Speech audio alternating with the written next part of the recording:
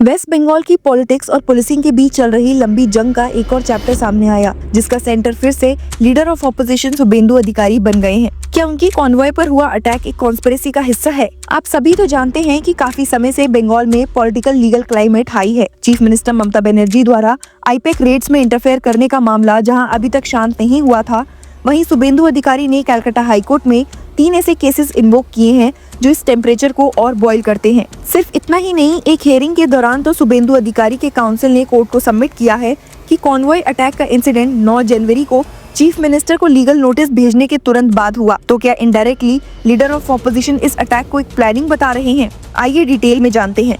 Hello law lovers and justice seekers, welcome to Law Chakra. हम आपके लिए लेकर आए हैं कुछ बहुत ही exclusive. Introducing Law Chakra prime membership, जो आपको देगा exclusive access like never before. बनिए लॉ चक्रा की प्राइम मेंबर और अनलॉक कीजिए full potential of legal knowledge. अभी ज्वाइन कीजिए। 29 जनवरी को जब शुभेंदु अधिकारी ने कलकत्ता हाईकोर्ट के डिवीजन बेंच के सामने एक एप्लीकेशन मूव की, तो कॉन्टेक्स्ट ऑलरेडी क्लियर था। एप्लीकेशन को स्पेसिफिकली 10 जनवरी 2026 के इंसिडेंट से जोड़ा गया, जब शुभेंदु अधिकारी के कॉन्वॉय पर अटैक हुआ था। एलिगेशन ये था कि अटैकर्स ने उनकी गाड़ी पर केरोसिन डाला और आग लगाने की कोशिश की। अक्टूबर 2025 में फाइल हुई रिट पिटीशन के कंटिन्यूएशन में उन्होंने ये कहा है कि ऑपोजिशन लीडर्स के कॉन्वॉयज और प्रोग्राम्स पर targeted and recurring attacks of violence हो रहे हैं। उनका कहना है कि पुलिस को पहले से इन्फॉर्मेशन दी जाती है, प्रिस्क्राइब्ड प्रोटोकॉल्स फॉलो होते हैं, पर फिर भी अटैक्स होते हैं। कोर्ट रूम्स में अधिकारी के काउंसिल ने जो थ्योरी रखी, वो सीधा सिस्टम पर उंगली उठाती है। पुलिस के रूट लाइनिंग, जो नॉर्मली वीआईपी मूवमेंट के दौरान सिक्योरिटी अरेंजमेंट्स होता है, को ही एलिजिबली अटैक का टूल बना दिया गया है। काउंसिल ने कहा कि सेंसिटिव मूवमेंट डिटेल्स लीक हो जाती हैं, leading to gatherings of anti social elements who subsequently attacked convoys of opposition leaders। मतलब जहां पुलिस प्रोटेक्शन होनी चाहिए, वहीं से वल्नरेबिलिटी क्रिएट हो रही है। इंटरिम रिलीफ में डिमांड सीधी और एक्स्ट्राऑर्डिनरी थी। कॉन्वॉय और पुलिस पर्सनल के बीच मिनिमम 200 मीटर्स का डिस्टेंस मेंटेन हो। काउंसिल ने कहा है that we have cited several instances and incidents and the petitions which have been already filed. This is a reoccurring thing. Even after filing this petition, there are been attacks. Court ने पूछा क्या periodic reports भी चाहिए, तो जवाब हाँ में आया।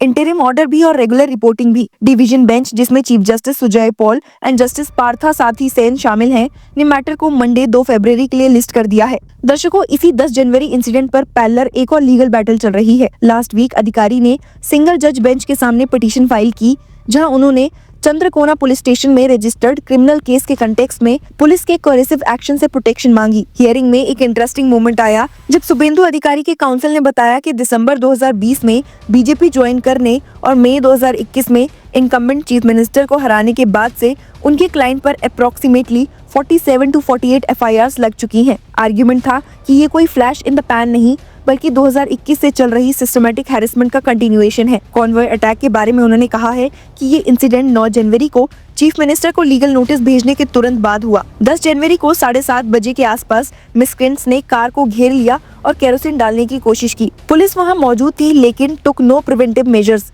उनका कहना था कि अधिकारी सिर्फ अपने पर्सनल सिक्योरिटी स्टाफ की वजह से बचे। इसके बाद भी पुलिस ने क्रॉस एफआईआर रजिस्टर कर दिया अधिकारी के खिलाफ। कोर्ट के सामने ये आर्गुमेंट रखा गया है कि इस पूरे बैकग्राउंड में पिटिशनर के खिलाफ कोई कोरेसिव एक्शन नहीं होना चाहिए। थर्सडे को जस्टिस सुब्रा घोष के सामने हियरिंग हुई, जहां स्टेट गवर्नमेंट ने एश्योरेंस दी कि नेक्स्ट डेट यानी कि 19 फरवरी 2026 तक कोई कोरेसिव एक्शन नहीं लिया जाएगा। कोर्ट ने सबमिशन को रिकॉर्ड किया और ओरली रिमार्क किया कि अधिकारी की एप्रीहेंशंस को भी कंसीडर किया जाना चाहिए। मैटर को 19 फरवरी के लिए पोस्ट कर दिया गया है और देखा जाए तो यहाँ भी कोर्टरूम में पॉलिटिक्स और लॉ एक दूसरे से अलग नहीं हुए हैं। इसी पॉलिटिकल लीगल टेंशन के बीच एक और ड्रामेटिक डेवलपमेंट हुआ।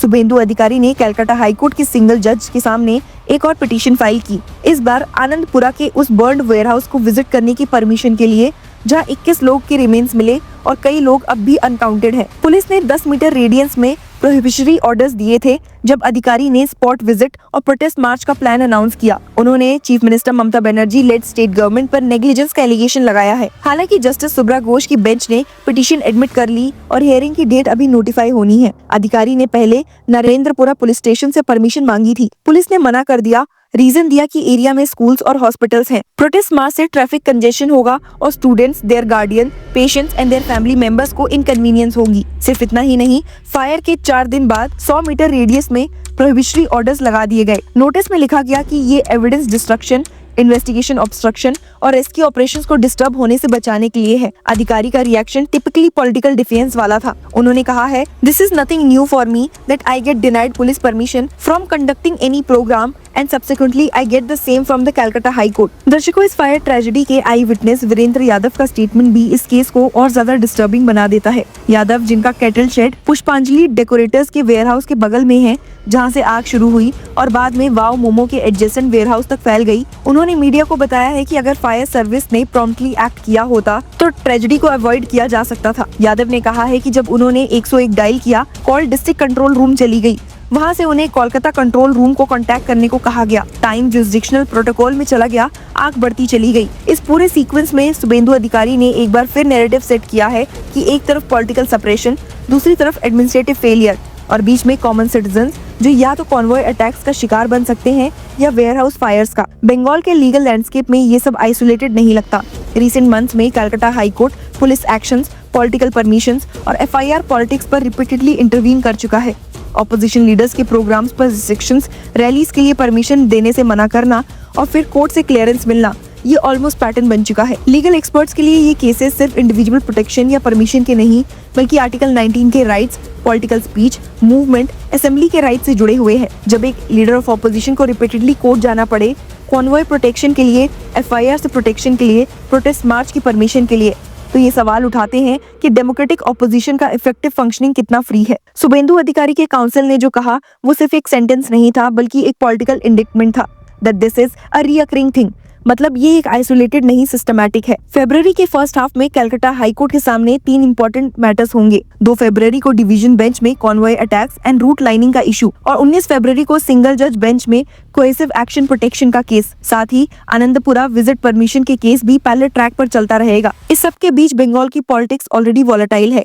अपकमिंग इलेक्शंस, स्ट्रीट मोबिलाइजेशंस और कांस्टेंट लीगल स्क्रिमेसेस, शुभेंदु अधिकारी का legal calendar almost campaign calendar बन चुका है। हर हियरिंग एक पॉलिटिकल मैसेज, हर ऑर्डर एक सिंबॉलिक विक्ट्री या सेटबैक। पुलिस का रोल पर भी सवाल उठ रहे हैं, फायर सर्विसेज के रिस्पांस पर भी सवाल उठ रहे हैं और कोर्ट्स एक तरह से क्राइसिस मैनेजर बन गई है, deciding not just legal rights but political space. जो बात कोर्टरूम से निकलकर स्ट्रीट तक चली जाती है वो ये है कि ऑपोजिशन कह रहा है कि उनकी जान को खतरा है, उनकी मूवमेंट कंट्रोल्ड है, उनकी पॉलिटिक्स क्रिमिनलाइज्ड है। रूलिंग एस्टेब्लिशमेंट कह रहा है कि लॉ अपना काम कर रहा है और बीच में जुडिशरी है जो कभी इंटरिम प्रोटेक्शन देता है, कभी एश्योरेंस रिकॉर्ड करता है, तो कभी परमिशन के केसेस एडमिट करता है। शुभेंदु अधिकारी के केसेस एक इंडिविजुअल लीडर से आगे जा चुके हैं। ये बंगाल के पावर स्ट्रक्चर, पुलिस न्यूट्रलिटी और पॉलिटिकल डिसेंट के फ्यूचर का टेस्ट बन चुके हैं। फरवरी की हियरिंग्स सिर्फ लीगल आउटकम्स नहीं देंगी, बल्कि ये डिसाइड करेंगे कि बंगाल की पॉलिटिक्स में ऑपोजिशन लीडर का स्पेस कितना सिक्योर है, फिजिकली भी और कॉन्स्टिट्यूशनली भी। So stay tuned with us to get all the updates on these cases.